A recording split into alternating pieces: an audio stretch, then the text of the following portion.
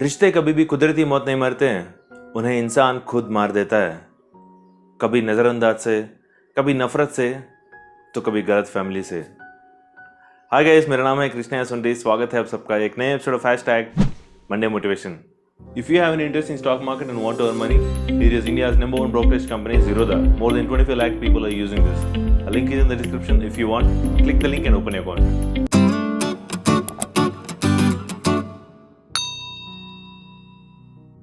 आज की कहानी में एक महिला है जो एक सन्यासी के पास जाती है। यह सन्यासी जड़ी बूटी बनाता है। गांव वाले सब मानते हैं कि इनकी जड़ी बूटियों की मदद से बड़ी से बड़ी समस्या का इलाज हो जाता है। तो महिला सन्यासी के पास जाती है और कहती है कि स्वामी, एक समस्या है मेरे पति युद्ध जाने से पहले मेरे से बहुत प्यार करते थे, बहुत ही अच्छी बात करते थे, पर पता नहीं क्या हुआ, युद्ध के जाने के बाद मेरे से बात करना ही बंद कर दिया। प्यार तो बहुत दूर की बात है, छोटे छोटे बातों पर भी बहुत गुस्सा कर रहे हैं मेरे ऊपर। मैं मेरे पति के पुराने स्वभाव को वापस पाना चाहती हूँ। ऐसा कोई जड़ी बूटी है तो दे दीजिए।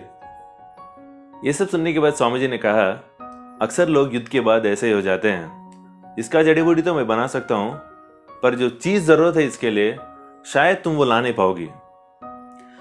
तो इस महिला ने कहा, स्वामी जी बस आप मुझे बताइए, मैं जैसे कैसे हुए हो वो तो ला के रहूंगी, बस मुझे बताइए।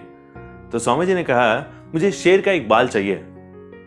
ये सुनते ही चौंक गई ये महिला और कहने लगी, ये तो बड़ा मुश्किल है। तो स्वामी जी ने कहा, वही तो मैं भी कह रहा हूँ, बहुत मुश्किल की बात है, शायद तुम नहीं कर पाओगी। तो इस महिला ने कहा, नहीं, मैं मेरे पति का पुराना स्वभाव जो है मैं पाना चाहती हूँ। तो उसके बाद जंगल गई थी। जंगल जाने के बाद शेर का धाड़ सुनते ही ये महिला भागकर वापस आ गई थी डर के। उसके बाद फिर गई थी। अगले दिन हर रोज जाने लगी थी, रोज जाने लगी थी, शेर के आसपास घूमने लगी थी। तो इतने में शेर को भी पता चला था कि कोई तो है उसके आसपास घूम रहा है, वो भी इंसान है। और थोड़े दिन के बाद ये महिला मांस लेके गई थी शेर के लिए, जा रही थी, खिला रही थी, शेर भी आराम से खा रहा था। धीरे धीरे दोनों के बीच में दोस्ती हो गई थी। और एक दिन इस महिला ने समय देखकर शेर का एक बाल निकालकर वहां से फटाफट सन्यासी के पास आ गई थी। आश्रम आकर देखा तो स्वामी जी एक धुन के पास बैठे थे जो जल रही थी।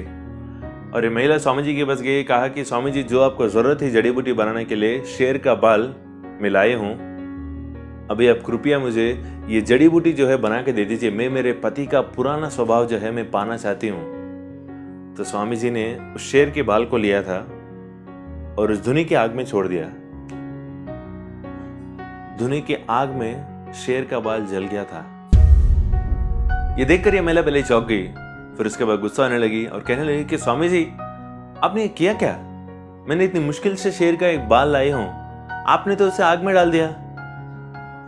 तो अभी स्वामी जी जो कह रहे हैं आप ध्यान से सुनिए। स्वामी जी ने कहा, जिस तरीके से तुम एक शेर को, एक ऐसा जानवर जिसे बहुत ही जल्दी गुस्सा आता है, वैसे जानवर को तुमने अपना बना लिया, उससे दोस्ती कर ली, उसका बाल तक तुम लेके आ गए थे। ये प्यार ही अभी तुम्हारे पति को चाहिए। बस ये प्यार तुम तुम्हारे पति को करो। जो स्वभाव तुम पाना चाहती हो वो स्वभाव तुम्हें वापस मिलेगा। वही पति जो आजकल तुमसे बहुत ही ज्यादा गुस्सा कर रहा है। तो दोस्तों, इस छोटी सी कहानी से पता चलता है कि जिंदगी में कभी भी हमारे ऊपर कोई गुस्सा करता है या हमें किसी के ऊपर गुस्सा है, तो एक बात ध्यान रखिए, हम उन्हें प्यार से ही जीत सकते हैं। बहुत सारे लोग कहते हैं कि हमने किसी से प्यार किया और वो हमें छोड़कर चली गई। आपने तो प्यार किया, शायद उन्होंने आपसे प्यार नहीं किया। एक बात ध्यान रखिए, प्यार उन्हीं से कीजिए जो आपसे करते हैं। और सच्चे रिश्ते मिलना बहुत ही मुश्किल है जिंदगी में। इसलिए सच्चे रिश्तों को कभी भी ऐसे दरार की वजह से, गलत फैमिली से, नजरअंदाज से कभी भी उसे खोइए मत, क्योंकि आजकल की दुनिया में सच्चा प्यार मिलना बहुत ही मुश्किल की बात है। तो दोस्तों, प्यार करते रहिए, आगे बढ़ते रहिए, और आशा करता हूँ इस छोटी सी कहानी आपकी जिंदगी का मतलब लगी। और मिलते हैं अगले सोमवार सुबह 10 बजे मेरे YouTube चैनल पर।